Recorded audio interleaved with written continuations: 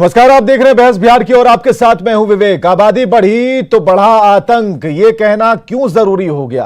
ये कहना इसलिए जरूरी हो गया कि जहां जहां से खबरें, जिन जिलेवार तरीके से खबरें हम तक पहुंचती हैं, तो हम भी पता लगाने की कोशिश करते हैं कि भाई हो क्या रहा है। पता चला कि आबादी बढ़ रही है तो हुकूमत को विस्तार दिया जा रहा है, आतंक बढ़ रहा है, लोग दबंग हो जा रहे हैं और आबादी एक दबंगियत की निशानी बनती जा रही है कि आबादी अगर हमारी ज्यादा है, हम कुछ भी कर लेंगे, कौन हमारा क्या बिगाड़ लेगा। बेगूसराय से खबर आई, एक परिवार ने आरोप लगाया 3 ऐसे समुदाय के, दूसरे समुदाय के लोगों पर जिन्होंने उनकी बहू और पोती के साथ दुष्कर्म किया। पुलिस की थ्योरी बिल्कुल इससे अलग है। पुलिस जो कह रही है उसमें यह है कि यह गलत बयानबाजी है, यह गलत कह रहे हैं परिवार वाले, उल्टे इस पीड़ित परिवार पर ही मुकदमे का आदेश दे दिया गया।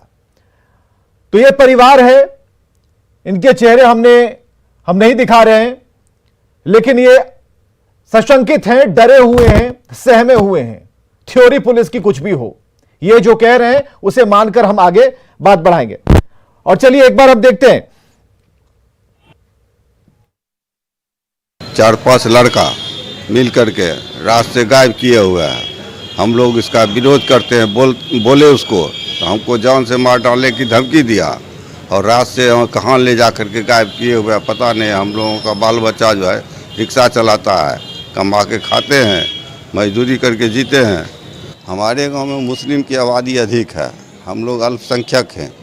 2-4 घर हम लोग हैं, वो लोग कम से कम 2-3 हज़ार घर वाला है।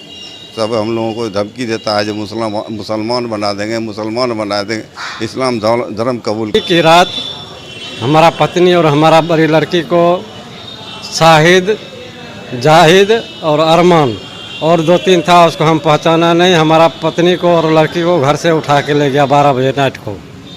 उसके साथ में दुष्कर्म किया। दुष्कर्म करने के बाद में कुछ लोगों ने उसको देखा तो वहाँ से उसको भगाया। भगाने के बाद में वो घर आई। 2 दिन तक उसको ये भी धमकी दे दिया कि किसी को बताएगी तो हम तुमको जान से मार देंगे। घर आई, घर में 2 दिन तक हमको बताया नहीं। हमको गांव समाज से पता चला कि 2 दिन के बाद कि तुम्हारा लड़की और पत्नी के साथ में ऐसा हुआ। हमने पत्नी को पूछा तो पत्नी बोला कि हाँ हमारे साथ में ऐसा हुआ, हमको धमकी मिला कि किसी को बताएगी तो जान से मार देंगे। पत्नी और जवान बेटी जो शादीशुदा है, 2 नाबालिग बेटी भी है, जिसके साथ उस गांव के मोहम्मद जाहिद, मोहम्मद असगर एवं अज्ञात 2 लोगों के द्वारा जब कभी भी मन चला दिन। लेकिन ये तो पीड़ित पक्ष का जो कहना है, जो आरोप हैं उन्होंने अपनी तरफ से कहे। पीड़ित पक्ष के वकील ने जो कहा, अब एसपी की बाइट हम सुना रहे हैं, एसपी का बयान सुना रहे हैं। एसपी ने इस मसले पर क्या कहा? बयान में इन्होंने बताया है कि इनका जो पति है और इनका जो ससुर है वो लगातार इन दोनों के साथ मारपीट कर रहे थे। मारपीट का कारण ये था कि आज से 1 साल पहले इनके ससुर और पति ने इनकी जो बच्ची है उसकी जबरन नाबालिग रहते हुए शादी करा दी थी। क्योंकि पति और ससुर लगातार मारपीट कर रहे थे पार्वती देवी उसकी बेटी के साथ, तो पार्वती देवी ने फैसला किया कि वो अपनी बेटी को लेके यहीं बगल के थाना क्षेत्र में मुंगेरीगंज में वो रहने लग गई। ये पति और ससुर लगातार वहाँ जाते थे, पार्वती देवी और उसकी बेटी के साथ मारपीट करते थे। तो अभी कुछ दिन पहले जो पार्वती देवी है उसने सिंघौल थाना को अप्रोच किया था लीगल एक्शन लेने के लिए। ये बात जैसे ही इनके ससुर को, पति को पता चली तो उन लोगों ने एक आवेदन दे दिया है पड़ोसियों के खिलाफ। और इसमें जांच में दोनों ने ये बताया है कि जब भी ससुर और पति इनको आके मारते पीटते थे तो पड़ोसी जो थे वहाँ के, जिन 3 लड़कों का नाम आ रहा है, ये लोग पड़ोसी थे, ये लोग बीच बचाव करते थे। चलिए, एक बात हो गई बेगूसराय की, लेकिन जब आबादी बढ़ती है तो क्या होता है? ये किशनगंज से भी एक खबर आई और किशनगंज में यह हुआ, जो रिपोर्ट आई, शिक्षा विभाग की खुद की रिपोर्ट है कि शुक्रवार को जो छुट्टी है, जो रविवार को छुट्टी मिलनी चाहिए, वो शुक्रवार को दी जा रही थी। कहा गया कि भाई जुमे की नमाज के लिए ऐसा किया जाता है। आबादी ज्यादा है इसलिए यहां पर नियम बदल दिए गए। और जो अधिकारी, जो पदाधिकारी आए, उनसे भी हमने यही सवाल पूछा कि कब से हो रहा है भाई, तो उन्होंने कहा कि ये तो परंपरा चली आ रही है। अब परंपरा किसने शुरुआत की, कौन लेकर चला रहा है, कभी किसी ने पूछा क्यों नहीं? और पहले वाले केस में क्या मेडिकल रिपोर्ट के द्वारा इसकी पुष्टि हुई? दुष्कर्म, चलिए एक ने कहा कि दुष्कर्म हुआ है, क्या उसका मेडिकल कराया गया, पुलिस क्या कह रही है और पुलिस किस आधार पर कह रही है कि वो झूठ बोल रहे हैं। लेकिन यहां जो तथ्य है वो ये है कि आबादी बढ़ी है तो क्या आतंक बढ़ गया है। हमारे साथ हरेंद्र प्रताप स्तंभकार हमारे साथ मौजूद हैं, मृत्युंजय झा प्रवक्ता बीजेपी से, कुंतल कृष्णा प्रवक्ता कांग्रेस से, शुभम भारद्वाज क्षेत्रीय संयोजक बजरंग दल से हमारे साथ मौजूद हैं। सबका एक साथ स्वागत करना चाहेंगे। हरेंद्र प्रताप जी, सबसे पहले आपसे, रिसर्च चल रही है आपकी इस विषय पर और जो सवाल है इस बात का को लेकर सरकार सशंकित है, सरकार चिंता में है, सरकार कुछ बोलने के मूड में है लेकिन नहीं बोल पा रही है क्योंकि आबादी बढ़ी हुई है। और ऐसे में दो काम, एक तो पॉलिटिक्स करनी है और दूसरी तरफ जो आबादी बढ़ी जिसमें दबंग बढ़ते जा रहे हैं, जो हिंदुओं को निशाना बना रहे हैं, दूसरे समुदाय पर कहर बरपा रहे हैं, उनकी नहीं सुनी जा रही है। इन दोनों का इलाज करना। तो जरा हमें बताइए कि आज का जो मुद्दा है, आबादी बढ़ी तो बढ़ा आतंक, तो क्या आपकी रिपोर्ट में, आपके शोध में क्या पता चलता है? देखिए, एक तो देश का विभाजन जो हुआ, मुझे लगता है कि उसको हमेशा ध्यान में रखना चाहिए। अभी जो स्थिति है, मैं आपके सामने, बाकी राजनीतिक क्षेत्र के लोग बताएंगे। 1951 में भारत की जनसंख्या थी 36 करोड़ 10,88,090। उसमें हिंदू थे 30 करोड़ 35,75,474 और मुसलमान थे और 3 करोड़ 54,14,14,284, यानी कुल मिलाकर के 9.91% मुसलमान थे। 2011 की जनसंख्या 121 करोड़ हो गई है, जिसमें 96 करोड़ के आसपास हिंदू है, 17 करोड़ 22 लाख मुसलमान हैं। अगर इनका ग्रोथ देखते हैं तो जनसंख्या ग्रोथ 235.33 है, उसमें हिंदू का ग्रोथ है 218 और मुसलमान ग्रोथ हो रहा है 386.37, यानी एक लगभग 2 गुना रफ्तार से मुस्लिम जनसंख्या इस देश में बढ़ रही है। और कुछ लोग अपने को तथाकथित बड़ा इंटेलेक्चुअल बोल करके जो तर्क देते हैं कि शिक्षा का प्रसार होगा तो ये आबादी घट जाएगी। खास करके बिहार के कुछ नेताओं को मैंने सुना, तो मैं तो बिहार का भी फिगर आपको बता दूंगा कि बिहार के अंदर साक्षरता तो बढ़ी है, लेकिन 1991 से 2011 ये जो 20 वर्ष का जो फिगर है, ये अचानक बिहार में जनसंख्या वृद्धि दर क्यों इतना तेज हुआ, इसका उत्तर भी नेताओं को देना चाहिए। खास करके जहां बिहार का अलग है मेरे पास, झारखंड अलग, मैं 61-71 से करके रखा हूं। जहां पहले मुस्लिम जनसंख्या 30.34 थी, मतलब वो अचानक आबादी बढ़ी है तो क्या आतंक भी बढ़ेगा? यानी कि हमारी दबंगियत बढ़ जाएगी, हम दूसरों की नहीं सुनेंगे। साक्षरता बढ़ने के बाद विवेक जी 35% 2001 के अंदर बढ़ी है। जो लोग साक्षरता का ले करके कि इससे जनसंख्या नियंत्रण होगा, ये गलत दलील देना बंद करें। मेरे पास शोध है, मैं किसी मंच पर रखने को तैयार हूं, आंकड़े सारे सेंसस के हैं। और इसलिए अब जहां जहां बढ़ रहा वहां क्या हुआ, कश्मीर आपके सामने है। बिहार का कटिहार का एक प्रखंड बारसोई जहां से हिंदू पलायन हुआ, वो मेरे पास है, मैं तो इस विषय का पूरा अध्ययन हूं। लक्षद्वीप, वहां से हिंदू भाग रहा है, आसाम से हिंदू भाग रहा है, पश्चिम बंगाल से हिंदू भगाया जा रहा है। और उसकी बात छोड़ दीजिए, प्रॉपर कैपिटल दिल्ली का मेरे पास अध्ययन है। दिल्ली से जिस एरिया में मुसलमान की जनसंख्या बढ़ी है, वहां से हिंदुओं का पलायन हो रहा है, वहां पर लॉ एंड ऑर्डर संभालना मुश्किल है। मृत्युंजय झा क्यों हो रहा है भाई? मृत्युंजय झा जी, क्या है इसका सही जवाब? अब तो अयोर और शुक्रवार को छुट्टी दी जा रही है, नियम अपने मुताबिक। हमने कल वकील भी अपना, जज भी अपना, सब कुछ अपना। कि हमने किशनगंज का भी तर्क दिया है और हमने आपके यहाँ बजाबते इस बात की चर्चा की और उस पर एक्शन भी हुआ है। हमने कहा था कि इस प्रकार से किसी भी इस विद्यालय में कानून संगत ही काम होना चाहिए। कानून कह रहा है कि शुक्रवार का अध्ययन का दिन है, अध्ययन होना चाहिए, रविवार को बंद होना चाहिए, और इस प्रकार की कार्रवाई अगर हो रही तो इस पर सख्त कार्रवाई की जानी चाहिए।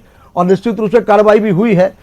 और दूसरा पक्ष जहाँ तक सवाल है मुस्लिम आबादी के बढ़ने का, निश्चित रूप से माननीय हरेंद्र जी का लंबा अनुभव है इस मामले में, और मैं ये निश्चित रूप से कहूँगा कि आबादी बढ़ने से एक बड़ा स्थिति पैदा उत्पन्न जरूर हुआ है। हम ये भी आपके माध्यम से कहना चाहेंगे, जिस प्रकार की घटना बेगूसराय की आई है, जहाँ जहाँ इस प्रकार के जब संख्या बढ़ती है तो कुछ लोग ऐसे लोग जरूर हैं जो वो समाज में विभेद पैदा करना चाहते हैं, कहीं ना कहीं हिंदू मुसलमान में इस प्रकार का वातावरण खड़ा करना चाहते हैं, कहीं ना कहीं धर्मांतरण का प्रयास भी करते हैं। यह कई जगह देखा भी गया है और निश्चित रूप से सरकार के तरफ से भी शासन प्रशासन की ओर से सख्ती भी की जाती है।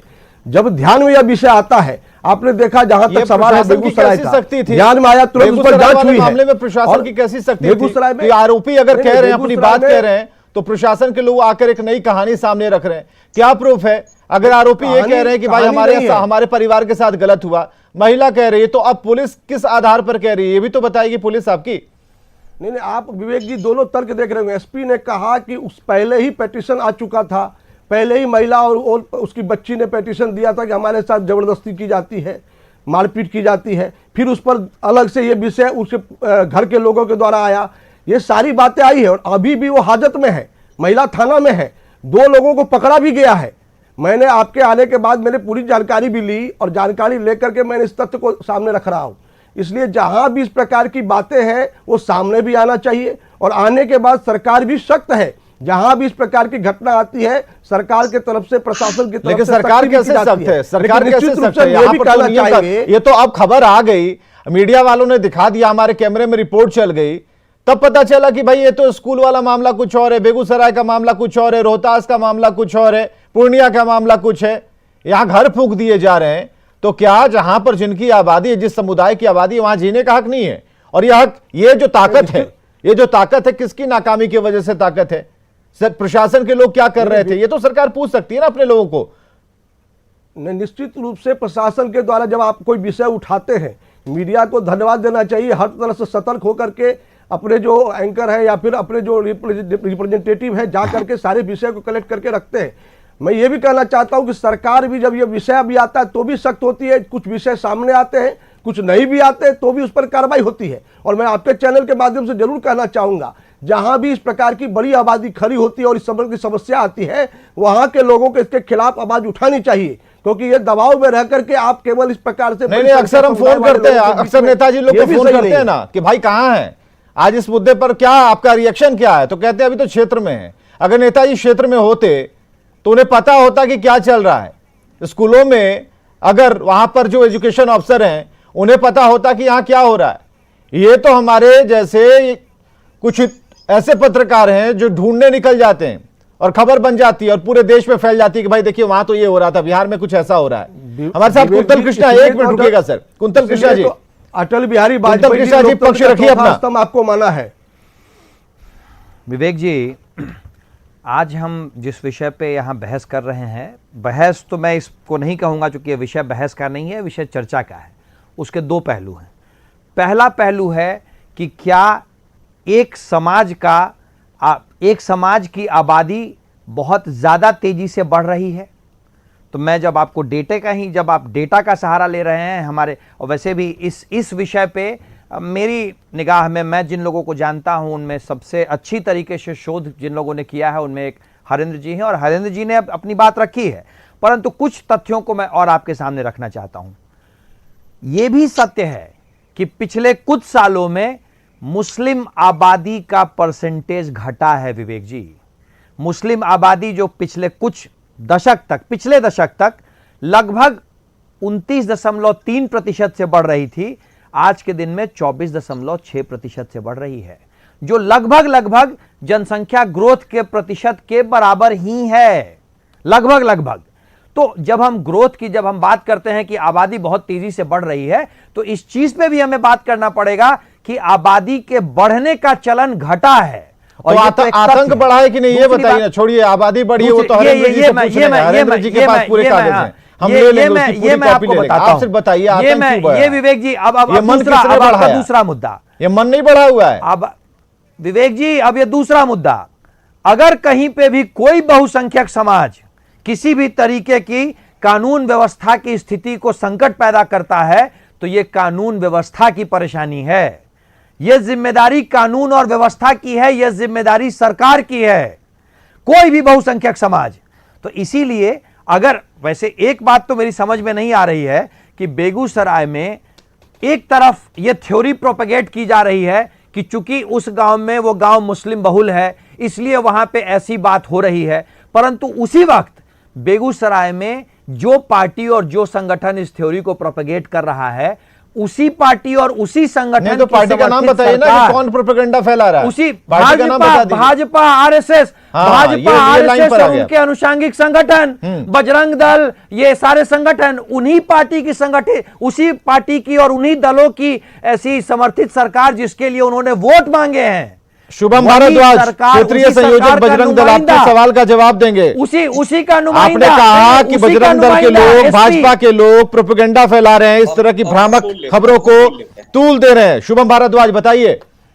ये तूल देने की बात नहीं है, जिसके घर पर बीतता है वो जानता है। ये बेगूसराय का डुमरी स्थान, अभी माननीय बेगूसराय के एसपी साहब का बयान आया, अभी हम तो पीड़िता का बयान नहीं सुने हैं, लेकिन उनके परिजनों ने जो आरोप लगाया, और ये डुमरी का कोई पहला घटना नहीं, 3 वर्ष पूर्व वहीं पर उस मंदिर पर से लाउड स्पीकर उतार लिया गया। जो भी हमारे बंधु बता रहे थे वो बताएंगे कि ये बात झूठ है। डुमरी में 5 से ज्यादा लव जिहाद का केस पिछले 3 साल के अंदर आया है। बेगूसराय के अंदर 50 से ज्यादा लव जिहाद का केस आया है। ये बात करते हैं जनसंख्या बढ़ने से कुछ नहीं होता है। जाकर के किशनगंज में देखे जहां 80% है, एक शिवानी शर्मा नाम की कार्यकर्ता जो दिल्ली से आई है, शिवानी शर्मा नाम की कार्यकर्ता ने बाद में काटिएगा, आप स्क्रीन पर एक ट्वीट किए, ट्वीट की कि किशनगंज में गोवंश की हत्या होती है, हजारों की संख्या में दाढ़ी और वाले और टोपी पहन करके लोगों ने पूरे थाना को घेर लिया। तो शिवानी शर्मा दोबारा बिहार आने का हिम्मत नहीं कर पाई। ऐसे ही बेगूसराय के अंदर जब मन होता है घर में घुस करके मारना, ये आज से नहीं वर्षों से चलता आ रहा है। आप सुपौल का स्थिति देखिए, आप दरभंगा का स्थिति देखिए, आप किशनगंज, अररिया, फारबिसगंज, सब जगह की स्थिति देखिए। जहां भी आबादी बढ़ी है, आबादी बढ़ना मतलब 20% से ज्यादा जहां भी हुए हैं, वहीं हिंदू पिटता है, वहीं हिंदू मार खाता है और वहीं हिंदुओं के ऊपर ही प्राथमिकी दर्ज होती है। और ये कोई भड़काने वाला बात नहीं है। हम मार खाए, हम प्रशासन में कह रहे हैं, हम समाज के सामने, हम मीडिया के सामने कह रहे हैं कि हम मार खा रहे हैं। तो इसके ऊपर जो प्रताड़ित हो रहा है, जो पीड़ित है, उसी पर आरोप मढ़ने का काम। शुभम भाई रुकिए, शुभम जी विवेक जी, मेरे काबिल दोस्त क्या मुझे बताएंगे कि ये घटनाएं जहां हुई है उस प्रदेश में सरकार किसकी है पिछले 2 दशकों से लगभग, और जिस जिले की ये बात कर रहे हैं उस जिले के माननीय सांसद महोदय किसके हैं? जब आप इसी सरकार के लिए वोट मांगने जाते हैं तब आपने क्या ये मुद्दा उठाया? तब आपने क्या ये मुद्दा उठाया? अगर इस तरह की जनसंख्या विस्फोट हो रहा है, जिस प्रकार से लव जिहाद हो रहा है, संविधान की बात कर रहे हैं, आप बढ़ाने की बात नहीं है। उस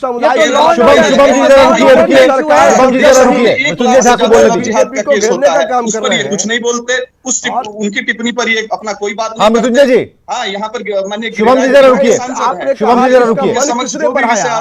मन बढ़ाने का काम कांग्रेस के लोगों ने किया। थोड़ी है देश में जो मन बढ़ाने का काम इन लोगों ने किया, और आज जो परिस्थिति पैदा हो रही है, हमने पहले भी कहा, जहां जहां इस प्रकार के मनबढ़ंत लोग हैं, जो समाज में बहुसंख्यक जिनकी संख्या हो रही है, खास तौर से जो मुस्लिम समुदाय के लोग जहां अधिक संख्या में प्रभावी होते हैं, वो कहीं ना कहीं इस प्रकार के उपद्रव करते हैं, और इसको संरक्षण देने का काम इन्हीं के लोग करते हैं और इन्हीं के समर्थन से चलने वाली पार्टी के लोग करते हैं, और हम लोग तो इस पर शिकंजा कसने का काम करते हैं। और आज आप देखते होंगे कि जहां भी इस प्रकार की बात होती है तो भारतीय जनता पार्टी और हमारे विचार के लोग भी इस विषय के लोग प्रखरता के साथ रखते हैं। आप क्या करते हैं? आप जो आज बड़ी बड़ी दुहाई दे रहे हैं, यहाँ पर बोल रहे हैं, आप उसको संरक्षण देने के अलावा करते क्या है? जब हम आवाज उठाने का काम करते हैं तो आप उसके पीठ पर खड़े हो जाते हैं। ये पूरे देश की घटना है, पूरे देश में इस बात की चर्चा चलती है। जब भी हम इस विषय को लेकर चलते हैं, आप चाहे राजस्थान की घटना हो, सब घटना पर कांग्रेस के लोग खड़े हो जाते हैं। मृत्युंजय भाई, अब जरा मेरी, आप विवेक जी देखिए,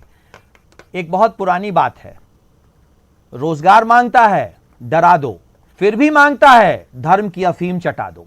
अब आप जिस प्रदेश में इस घटना की बात कर रहे हैं, उसी प्रदेश में आपकी सरकार के नुमाइंदे कह रहे हैं कि इस तरह की कोई घटना नहीं हुई है।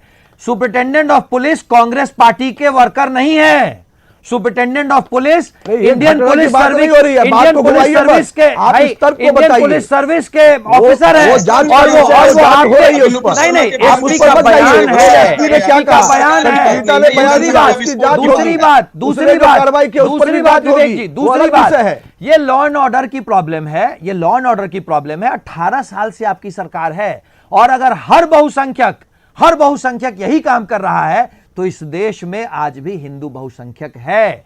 और कांग्रेस पार्टी की नजरों से अगर आप देखेंगे तो कोई भी क्रिमिनल है। नहीं, ठीक है, तो हम ढूंढेंगे ना, नहीं, इसका समाधान ढूंढने की कोशिश करें। हरेंद्र प्रताप जी, एकदम छोटी लाइन, हरेंद्र प्रताप जी एकदम छोटी लाइन, समाधान क्या है?